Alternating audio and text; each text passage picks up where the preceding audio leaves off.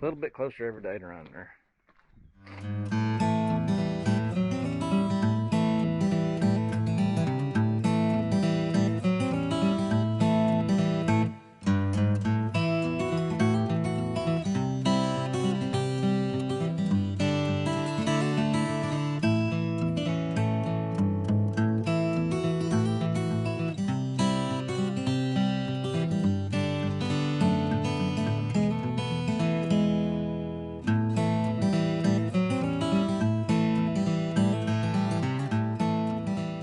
Next day, back at the Apache.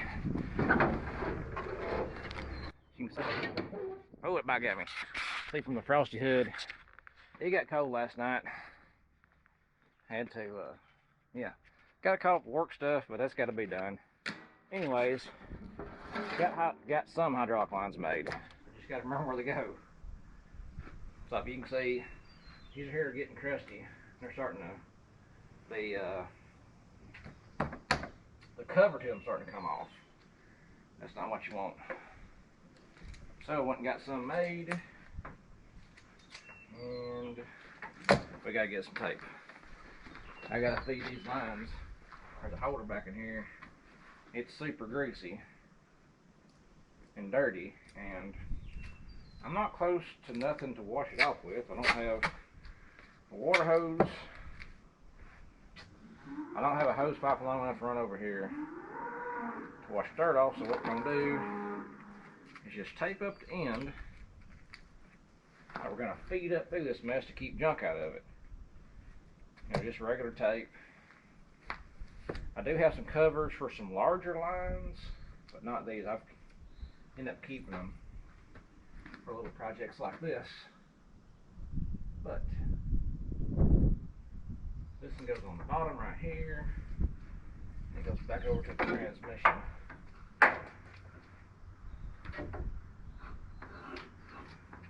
Go over and put it on top of the transmission first.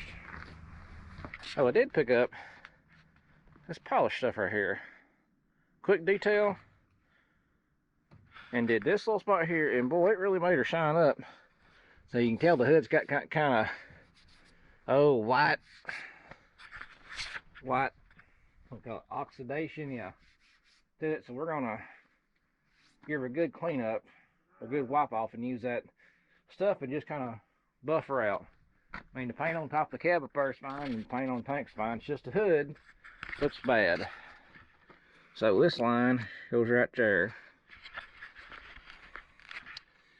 Oh, and another thing I need to get, this oil pressure sensor. I'm not getting any reading on it in the cab. I found these online, and there's a place I'm gonna check in town that sells big truck parts.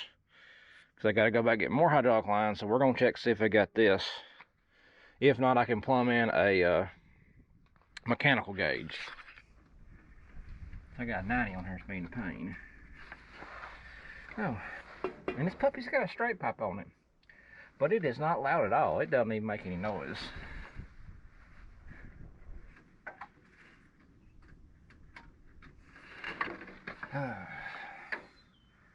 Arms are about too fat. That's a personal problem. We'll call it muscular. They're fat. Oh me. Take a break. Being a real pain in the butt. Well, we're gonna go thread around the other way. It's starting to make me angry. We'll go get it on the other side. Oh, is that 23 now? I bet that's standard. Because I got a different one made. Oh yeah, that's standard now. 7/8. No. 15/16. Yep. So, that's a fun fact right there, kiddos. So I've got different hoses made. Now the hoses, the threads are right, they just go for being metric and standard.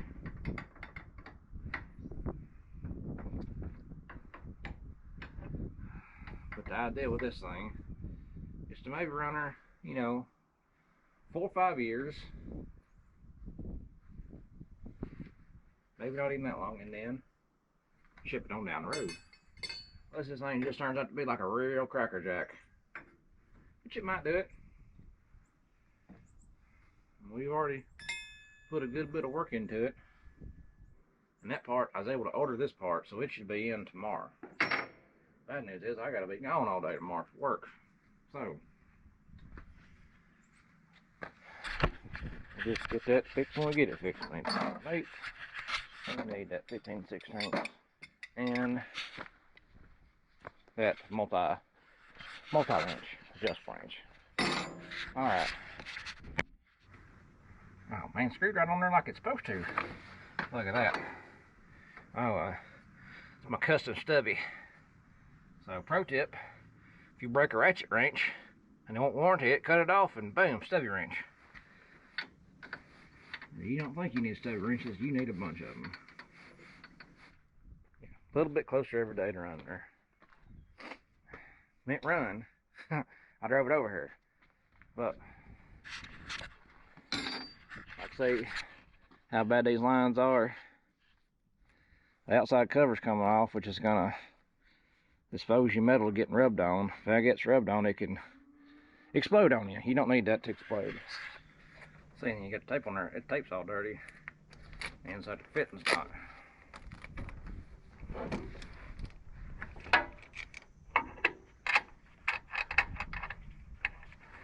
Just kind of get up there kind of loosey-goosey, like to start with.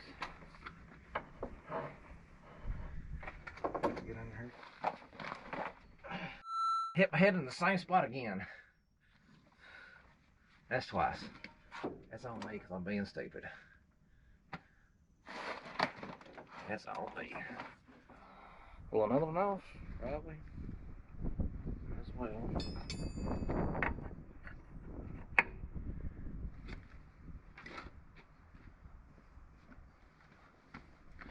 You gotta be super careful pulling these things off too, or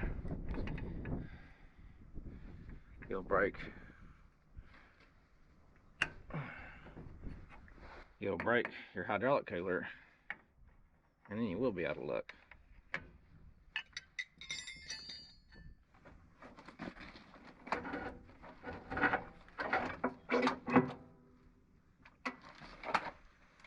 Okay, so the bottom one here goes into the transmission. That makes sense, I think of, yeah, that makes sense. Because I put the other one in the transmission too. It's all coming together now, folks. It's all coming together. Now, when the parking brake don't work, it's covered in grease. Want to get that working too. We'll need a parking brake, I know that. We will need a parking brake. Oh, yeah, we gotta go to the store and get some 15/16 and cut it down.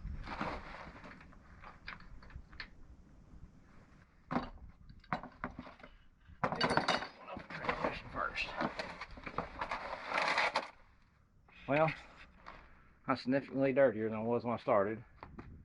So, gonna run in town, get 2 more hoses made, pick up my internal air filter. It should come in by the day. And we'll probably go ahead and get little filters for the tractors and stuff. Alright folks, back from town, back from the second parts run of the day. So they had our filter, we got our interior filter, we got the next 2 lines made, we got them made, put back on, got her all snug back up here, everything put back together. Everything is tight, we got our fuel system, we figured out, I finally found, there's your primer pump, finally figured that out, so we got that bled off. We got all the hydraulic lines hooked up, tightened up. Now we're over here working on the alternator. So, you can see my light down here. I found an old bolt that fixes this. That's a fine thread bolt. This bracket needs to go through this fine thread. I do have a bracket off the 2090 where we updated the AC system from R12 to 134. Didn't need this bracket no more. The bracket is the right length. However, this is what we need. It won't go through this. So instead of reaming this out, I'm going to go in the shop and make us another bracket. Get that bracket on there, They did give me the wrong belt. They gave me the exact same belt that I have, which is too short. So I need to go back and get another belt. So get this bracket made. Have to change belts tomorrow. It's already getting late in the evening. So we'll get brackets made. Get that on there. And then I found the oil pressure sensor. We got this ordered. It should be here Wednesday. Oh, and all my tips come in, so we're getting there. Yeah, that should be thick enough and long enough. All right, we'll make it out of that. All right. Yeah. We'll go stick this on the sprayer and see what it looks like. So it ain't the prettiest bracket in the world, but it should serve its purpose of being an actual bracket instead of just having a alternator floating out here in space. Threads are stripped out in the alternator. So I got the bracket up in there because this is not the alternator that goes on this. I don't know what it's off of, but it's on here now, and we're just gonna run it. So what we got to do, we're gonna just get a bolt that goes all the way through it. See now, we can move it back and forth.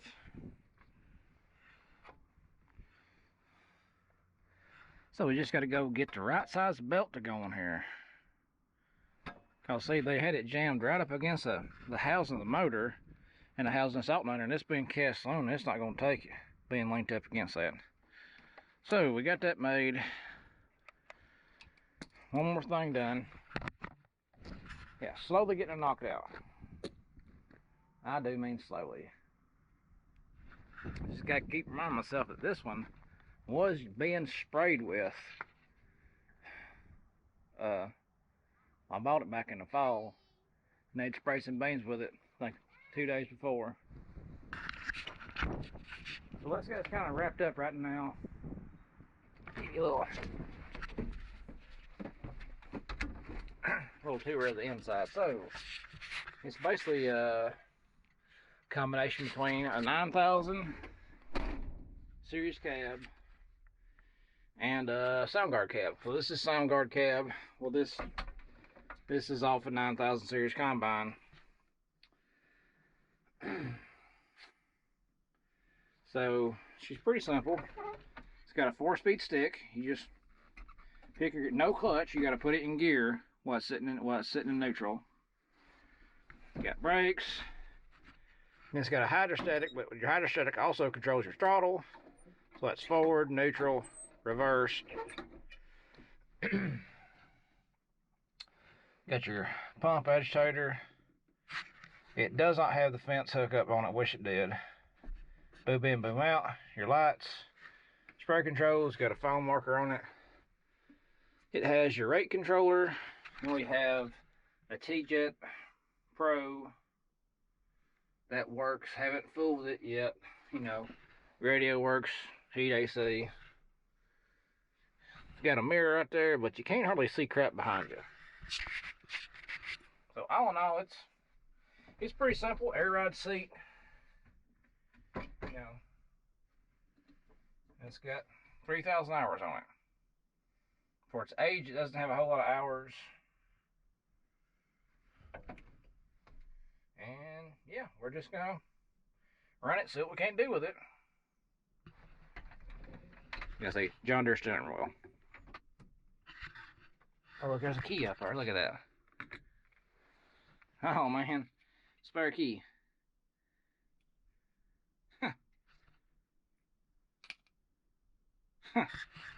Well, I got the other key right here.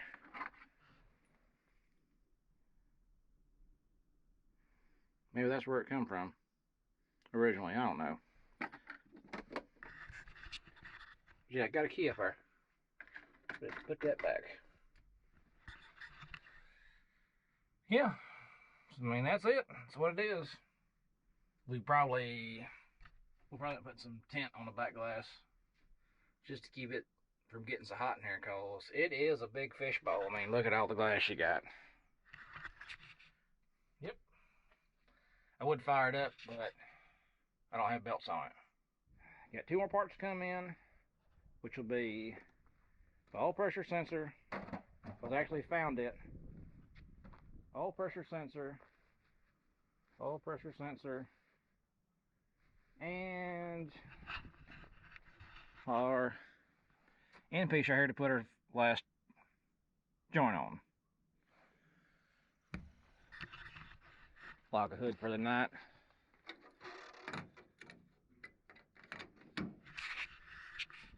Yep. Oh yeah, we got to make a thing to hold our agitator tank in. Agitator, our foam marker tank. Because they just had it up here and you can tell the exhaust has got to it. Oh, and the tires are a year old. The whole set of tires is a year old. Front's is ate up where they had them bad tie rods on there. Well, you know, remember folks, if you like what you see, subscribe, drop a comment if you feel like it, and like always, good Lord willing, catch you on the flip side. Till the next.